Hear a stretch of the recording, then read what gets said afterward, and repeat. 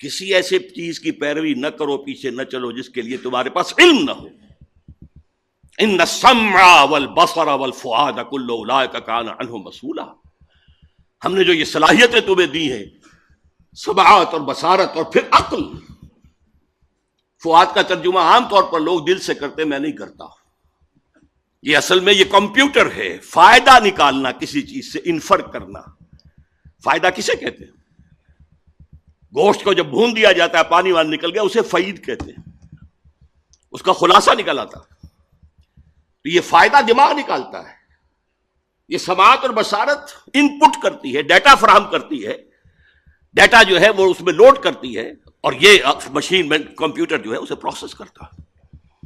ان السمع والبصر والفؤاد کل اولئک کان عنہ مسئولا. ہر شخص سے جواب دہی کی لی جائے گی. تم نے ان کو کیوں استعمال نہیں کیا؟ توہمات میں پڑے رہے.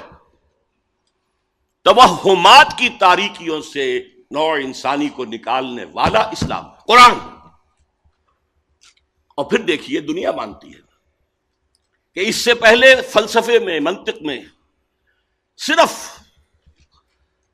استخراجی منطق کا راج چل رہا تھا، ڈیڈکٹیو نالج.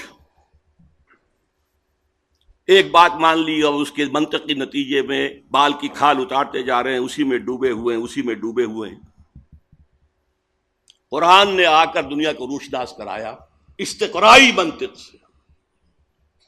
دیکھو، مشاہدہ کرو، کھول آنکھ، زمین دیکھ، فلک دیکھ، فضا دیکھ، مشرق سے ابھرتے ہوئے سورج کو ذرا دیکھ.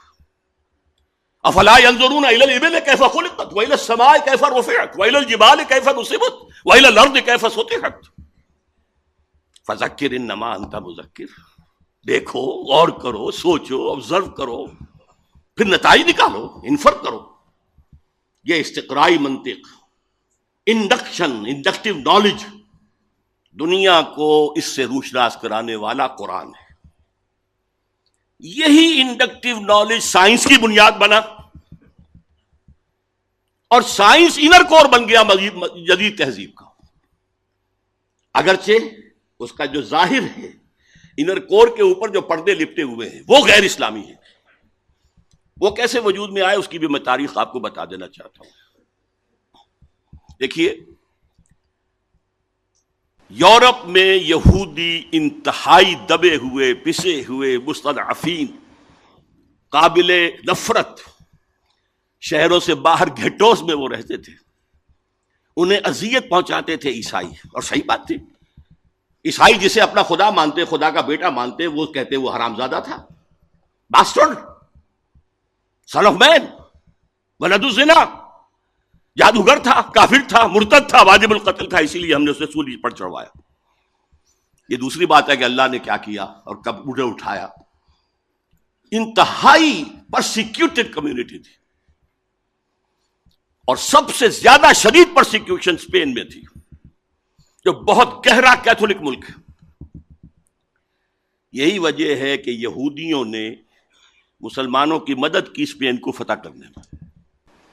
نتیجہ کیا نکلا کہ مسلمانوں نے انہیں سر پر بٹھایا، ان کی عزت کی، احترام کیا، تکریم کیا. ایک وقت میں وزیر اعظم جو ہے سلطنت ہسپانیہ کا یہودی تھا. یہ یہودی جو ہیں، انہوں نے وہاں بیٹھ کر یورپ کی پیٹھ میں چھرے گھونپے، عیسائیوں سے بدلے لیے. اس لیے کہ جو لڑکے آتے تھے فرانس سے، جرمنی سے، اٹلی سے، یہ تینوں ملک قریب پڑتے ہیں، وہ پڑھنے کے لیے آتے تھے. کارڈووا کی یونیورسٹی، قرطبہ کی، گرناڈا، گرناطا، تولیڈو، تلیتوا، یہاں سے پڑھ کر جاتے تھے. اور یہاں یہودی ان کے اندر کچھ اور زہر کے انجیکشن بھی لگاتے تھے، اسلام کی روشن خیالی پر اور اوپر روشن خیالی. اب یہ روشن خیالی کا لفظ میں انورٹڈ کاماز میں بول رہا ہوں. اسلام کے تصور حریت پر مزید ردا، اسلام کے نظریہ مساوات مرد و زن پر مزید ردا. یہ ردے یہودیوں نے اسپین میں بیٹھ کر، اور آپ کو معلوم ہوگا بن گورین نے کہا ہے the golden era of our diaspora was Muslim Spain.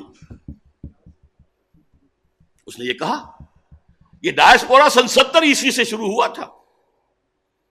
سن 70 عیسوی سے، جبکہ جو ٹائٹس رومی جنرل تھا اس نے گرایا ان کا سیکنڈ ٹیمپل 1,33,000 یہودی ایک دن میں قتل کیے اور پھر وہاں سے نکال دیا، بھاگ جاؤ یہاں سے، ڈائسپورا، اب وہ دنیا میں منتشر ہو گئے۔ اس ڈائسپورا کا بن گوریون کہتا ہے the golden period of our diaspora was Muslim Spain. جیسے انہوں نے مسلمانوں کی پیٹھ میں خنجر گھونپا، ایک یہودی عبداللہ ابن سبا نے وہ فتنہ اٹھایا جو آج تک سنی اور شیعہ کے اختلاف کی صورت میں، اب تو خون بھی بہ رہا ہے، اس سے پہلے خون نہیں بہتا تھا۔ یہ سارا ایک شخص، وہ یہودی فتنہ گر، یہ یہودی فتنہ گر علامہ اقبال کی اصطلاح ہے، اور جسے بنوک کے بارے میں کہا گیا بینک کیا ہے؟ فکر چالاک یہود۔ یہ دونوں چیزیں جو ہیں مسلمانوں میں تقسیم اور عیسائیوں میں پروٹیسٹنٹ اور کیتھولک کی تقسیم یہودیوں کے پیدا کرنا۔ آزادی اسلام نے دی، وہ جو اقبال کہتا ہر کو جا بینی جہان رنگ و بو، زاں کے از خاکش بروید آرزو، یا ز نور مصطفیٰ اورا بہاشت، یا ہنوز اندر تلاش مصطفیٰ۔ تم دنیا میں کہیں خیر دیکھو گے، خوبی دیکھو گے، بھلائی دیکھو گے، وہ اعلیٰ قدر دیکھو گے، جہاں بھی دیکھو گے یا نور مصطفیٰ سے مانگا گیا ہے، ادھار لیا گیا، مستعار ہے، اور یا ابھی انسان مصطفیٰ کی تلاش میں آگے بڑھ رہا ہے۔ یہ ڈائلیکٹیکل پروسیس جو ہے ہسٹوریکل، یہ جس رخ پر بڑھ رہا ہے وہ لازماً اس کی منزل اسلام ہے۔ آزادی انہوں نے اسے آگے بڑھایا، اللہ سے بھی آزادی ہے۔ یہ نہیں کہ تمیز بندہ و واقع فساد آدمیت، صرف یہ نہیں، اللہ سے بھی آزاد، مادر پدر آزاد، مساوات مرد و زن، فیملی سسٹم کو تباہ کرنے کے لیے عورت کو بھی مرد بنا دو، لے آؤ معاشی میدان کے اندر، لے آؤ گھر سے نکالو۔ حالانکہ خاندانی نظام ایک ایسا نظام ہے کہ اس کا ایک سربراہ ہو سکتا ہے، دو تو برابر کے سربراہ نہیں ہو سکتے، ٹوٹے ہی ٹوٹے، برباد ہو ہی ہو۔